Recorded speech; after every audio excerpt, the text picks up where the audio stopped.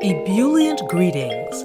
I'm your host, Jacquie Bird of Jacquie Bird Spiritual Wellness, your guide to stress and anxiety relief, mindfulness, awareness, self-care, self-love, and personal growth.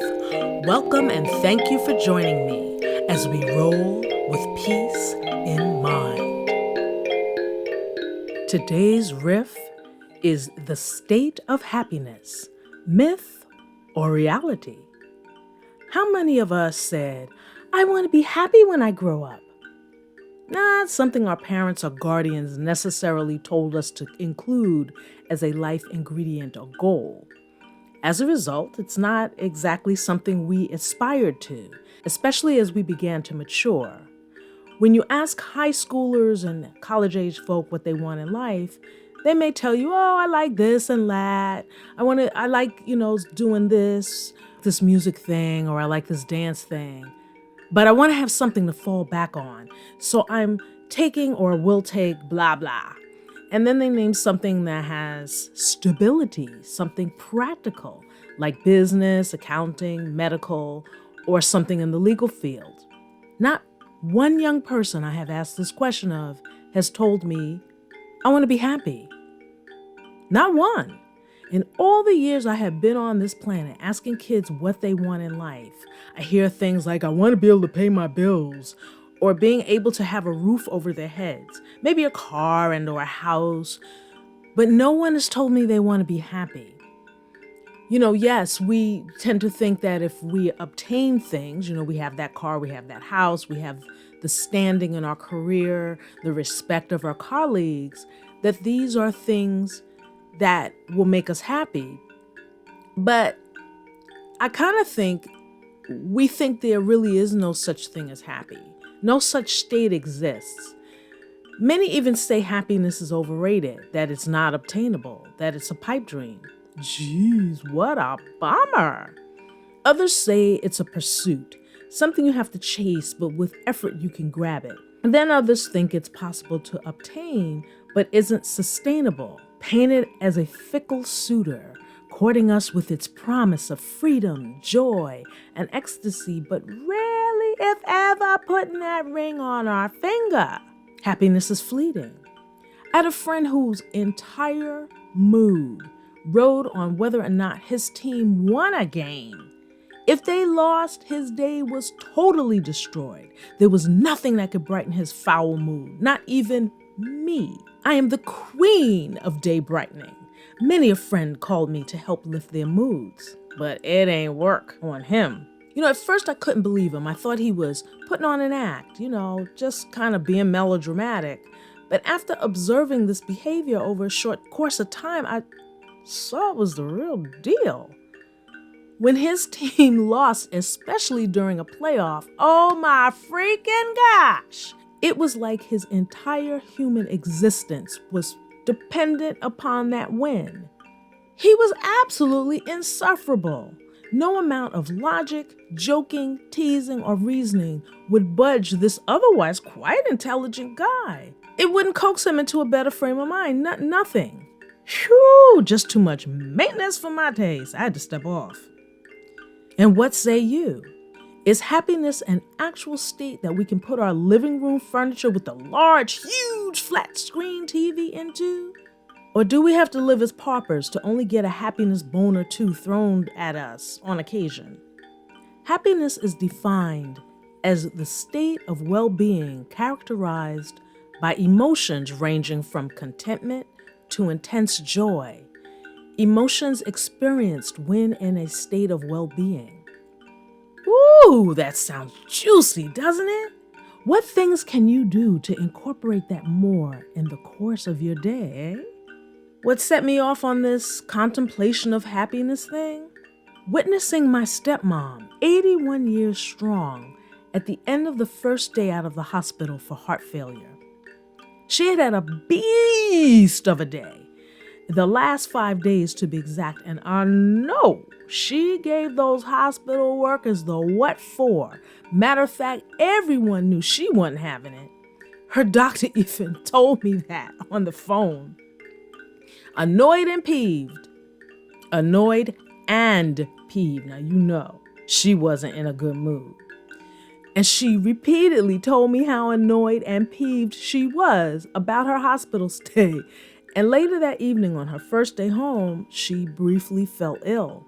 For moments, I wondered if I would have to send her back to the hospital. But after regurgitating her food, I watched her transform as she gleefully hopped up onto her bed. Yes, hopped. All 4'10" of her frail self. But man, to see her entire self light up at the prospect of sleeping in her own bed, of being free of the hospital. She was not concerned with the diagnosis. The last 5 days forgotten. She was completely and entirely in the now, the present moment, and the joy she had hopping up on that bed, her bed, that joy was entirely palpable. I'd never seen her like that, ever. Basically, a cranky, combative personality. She has survived a 40-year abusive marriage, colon cancer surgery and chemotherapy, hypertension, and now heart failure. But a transformation has taken place. Instead of becoming even more sour, more defeative, more depressed, she has made a conscious choice to be happy. After the initial hiccups of working through some challenges, she told me she chooses to see what is working in her life and to be grateful. She has been filled with joy and happiness, living each day to the fullest, reveling in the simple things, like her making a perfect baked potato, okay? And a lot of stuff that would have set off her hornet's nest, she's making decisions to let them go. So when I speak to her at the end of each day, we end up laughing. I mean, just laughing and giggling like two kids at whatever outrageousness she's uttered. She's become even more funny after this part of her journey. I have watched this angry person become happy. Wow! The things she has gone through, the things she has experienced have not defined her. No abusive ex-husband, no illness, none of this defines her. She defines her. She decided she will be happy. She got tired of being unhappy and struggling and all that other stuff. And it's not that she wants to be happy, but that she is happy. I mean, this has blown my mind. What makes you happy? How can you get more of that into your daily diet? Will we be happy every waking moment? No. But if our intent is to string more happy moments into our days as opposed to unhappy moments, sitting in those unhappy moments, we would find that we would be in the state of happiness. Being the curator of more happy moments in our day, cultivating and creating more space and opportunities more frequently for happiness to sit in our mental living rooms on the regular. A lot of that comes in the perspectives we walk with, the how we perceive, and how present we are while perceiving. So I present to you the United States of Happiness, not in any particular order. Presence, awareness, spontaneity, receptivity, expectation of joy, lightness in being, flexibility, fluidness, being in the flow, joyful anticipation, the ability to laugh at yourself often, letting that go, forgiveness, not taking so dang on seriously, allowing, making space for peace to enter on a regular, change it, leave it, or accept whatever it is, honoring the process, honoring your journey, practicing gratitude, opening your heart.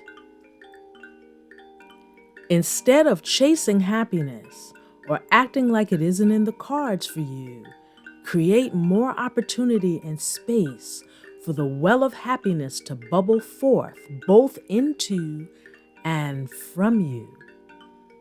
I'm offering a virtual workshop on this very same topic called Bust Your Stress, Connect to Your Joy.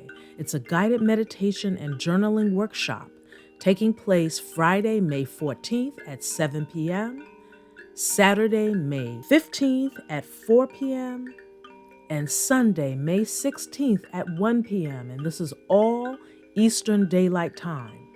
3 times to choose from, and I hope you will join me. This will be an opening of spirit and a way to unlock the happiness within you. A link for details and to register is on my website at the top of the page, and that's JacquieBirdSpiritualWellness.com. Or you can click the link in this show's description. Begin to string more moments of happiness together, and when those moments outweigh the unhappy ones, you will feel a shift. Happiness isn't a destination, but an active, aware, and present, intentional journey. Thank you so much for listening. Please remember to visit JacquieBirdSpiritualWellness.com. Join my mailing list. I've got workshops coming up, as I mentioned earlier in the program. I have audiobooks, guided meditation videos, and audio and meditation music, everything for inspiration and to help you relieve stress, increase your mindfulness and awareness and presence. And remember to always roll with peace in mind.